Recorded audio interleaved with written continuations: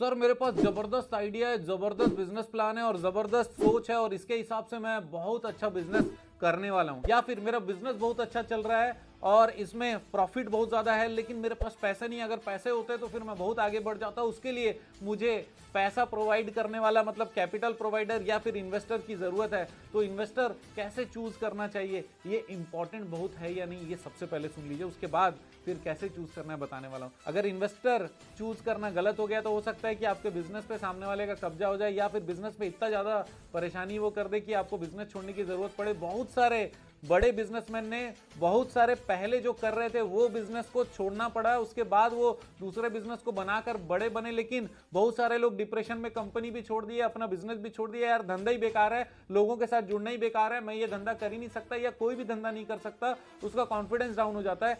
ऐसा ना हो, इसके लिए आपको सही इन्वेस्टर चूज करना पड़ेगा। तो उसके लिए कुछ इंपॉर्टेंट स्टेप्स बता रहा हूं। सबसे पहला चीज ये, क्या सच में आपको इन्वेस्टमेंट की जरूरत है, क्या सच में आपको एसोसिएट की जरूरत है, क्या सच में आपको इन्वेस्टर की जरूरत है या नहीं, ये आप जरूर देख लीजिए। दूसरा, उसका कारण, वाई, क्यों आपको इन्वेस्टर की जरूरत है, ये जरूर देख लीजिए। और तीसरा चीज ये, क्या आप रेडी हो किसी और के साथ में डील करने के लिए, अपने व्यापार को बांटने के लिए, अपने व्यापार में घुसने देने के लिए। ये पहला पॉइंट। दूसरा इंपॉर्टेंट चीज है कि जिसके साथ भी आप एसोसिएट होने जा रहे हो, सामने वाले को कौन सा ऑफर देने वाले हो, सामने वाले के टेबल पे कौन सा ऐसा चीज रखने वाले हो जिससे वो कनेक्ट हो जाए। क्योंकि पहला चीज तो आपने तय कर लिया, नहीं भैया मुझे जुड़ना है, मुझे किसी को जोड़ना है, मुझे पैसे की जरूरत है, मुझे एसोसिएशन की जरूरत है, किसी अच्छे व्यक्ति की जरूरत है हमारे साथ में, चलो मान लिया।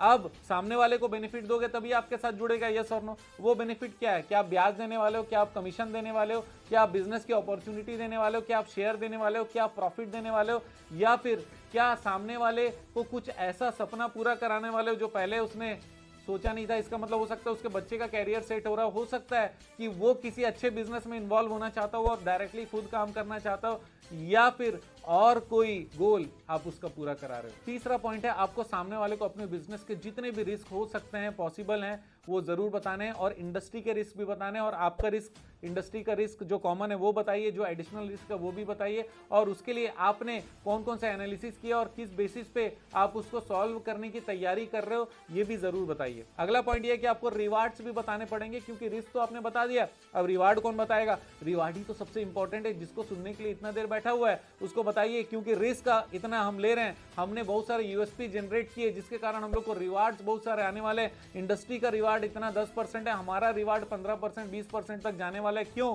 क्योंकि हमने बहुत सारे वैल्यूएबल प्रोडक्ट बनाए, वैल्यूएबल हमारा निश बनाया, जिसके कारण कस्टमर हमारे साथ में ज्यादा कनेक्टेड रहेगा, ज्यादा पैसे देगा, ज्यादा इन्वॉल्व रहेगा, ज्यादा एंगेज रहेगा, और हमारा बिजनेस को रेफर भी ज्यादा करने वाला है। ऐसा आपको रिवार्ड का सारा बेसिक जानकारी जरूर देना है। नेक्स्ट चीज है आपको बताने कि हम लोग एक सर्टेन लेवल का ट्रांसपेरेंसी मेंटेन रखते हैं, और ट्रांसपेरेंसी किन किन बातों पे होगी, कैसे होगी, ये आपको सामने वाले को क्लियर करना है। और एक चीज याद रखना, मैं जितना भी डायलॉग दे रहा हूं ये सारा चीज बाद में रिटर्न में जरूर आए। अगला चीज है कॉन्फिडेंशियलिटी। आपको बताना पड़ेगा कि जो भी इंफॉर्मेशन आपके साथ शेयर होता है वो एज ए फैमिली शेयर होता है, as a confidential member share होता है। इसी कारण ये किसी और को प्रोवाइड नहीं किया जा सकता। ये जरूर बता दीजिएगा कौन कौन से इंफॉर्मेशन कॉन्फिडेंशियल है, कौन से कॉन्फिडेंशियल नहीं है, ये पहले से तय करके सामने वाले को बताना भी है। और सेम चीज हम लोग को रिटर्न में भी लाना है। आपको सामने वाले को टीमिंग और मीटिंग के लिए बात करना पड़ेगा कि आप हमारे लिए टीम है, तो कभी भी हमको जरूरत पड़े तो हम आपको कौन कौन सी बातों के लिए आपसे मदद ले सकते हैं, ये जरूर हम लोग नोट कर लेते हैं। और हम आपसे हर महीने, 2 महीने, 3 महीने में आपसे मीटिंग करते रहना चाहते हैं, ताकि आप हमारे प्रोग्रेस भी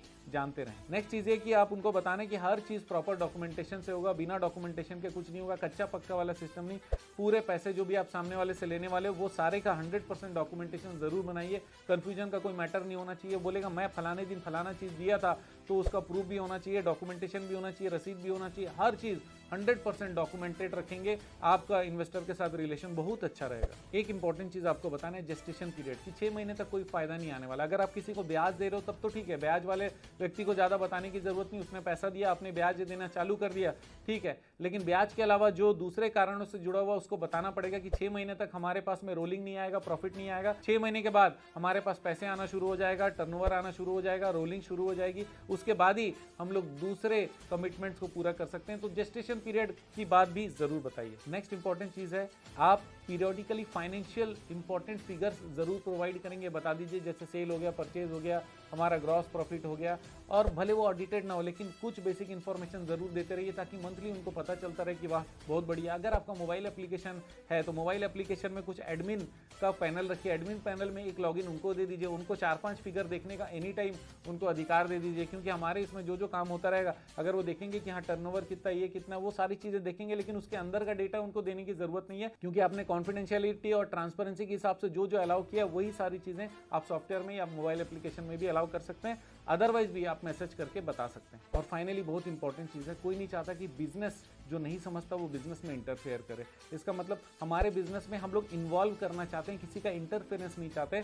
ये चीज़ भी आप डॉक्यूमेंटेशन कर लीजिए कि कौन कौन से चीज़ों में वो पूछ सकते हैं, बता सकते हैं, लेकिन आकर हमारे टीम को डिस्टर्ब नहीं कर सकते, किसी को कुछ नया गाइडलाइन नहीं दे सकते, क्योंकि हमारा बिजनेस एक सर्टेन पैरामीटर्स पे, सर्टेन रूल्स के हिसाब से, सर्टेन आइडियाज़ के हिसाब से चालू है। उसको कोई अगर डिस्टर्ब करेगा तो ओवरऑल इकोसिस्टम खराब हो जाएगा। ब्याज वाले को ब्याज नहीं मिलेगा, फायदे वाले को फायदा नहीं मिलेगा, क्रेडिटर्स को पैसा नहीं मिलेगा, डेटर से वसूल नहीं कर पाएंगे, बहुत सारे परेशानी हो जाएगी। तो नॉन इंटरफेरेंस का भी डिस्कशन करना है, पेपर में भी लिख लेना है। इतनी चीज़ें अगर आप फॉलो करते हो तो फिर आप बिजनेस एसोसिएट किसी को भी बना लो, कोई प्रॉब्लम नहीं, बहुत अच्छा रहेगा। आप जानते हैं मेरा मिशन है हमेशा आप लोगों की मदद करना और समय पर सारी जानकारी देना, तो बने रहिएगा मेरे साथ, वीडियो को शेयर जरूर करिएगा। आपका दिन ज़बरदस्त और शुभ हो।